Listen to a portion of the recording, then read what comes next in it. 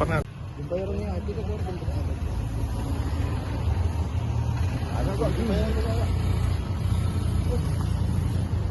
Cik ada.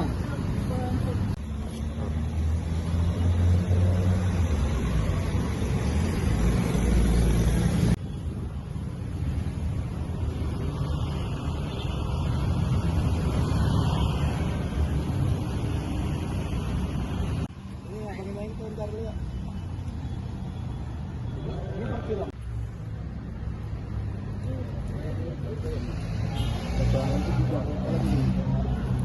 Tadi awal kejadian bang, sewaktu hujan deras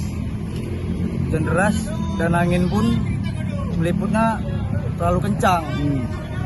Udah gitu di bawah pohon banyak pula kereta karyawan dari PT Kuantum Nusatama. Setelah itu datang angin kencang, ranting pohon yang sebelah kanan pertama udah patah duluan. Setelah itu baru batang besarnya menimpai kereta karyawan semua bang. Ada sekitar kurang lebih 15 kereta. Ada belasan ya? Belasan kereta bang. Kalau jam berapa? Itu sekitar jam-jam setengah satuan gitu bang. Siang tadi ya? Siang tadi bang. Kalau kerusakannya sendiri bang? Kayak mana bang? Kalau kerusakan sendiri ya sebagian kereta ya banyak yang nggak pala hancur lah ya, tapi ada satu unit yang memang betul-betul parah. Itu nggak bisa dievakuasi ya?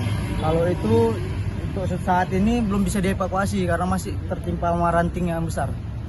Kita udah menghubungi pihak dinas pertamanan untuk mengevakuasi. Tadi untuk saat kejadian tadi udah dihubungi, cuma belum tahu untuk kedepannya ini kayak mana bang.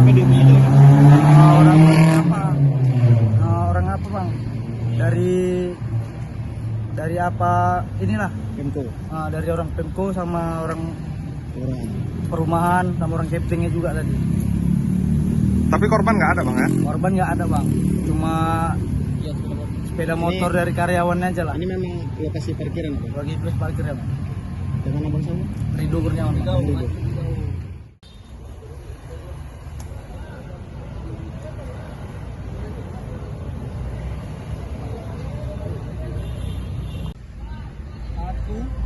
dua, tiga, tadi bang Sibi bang.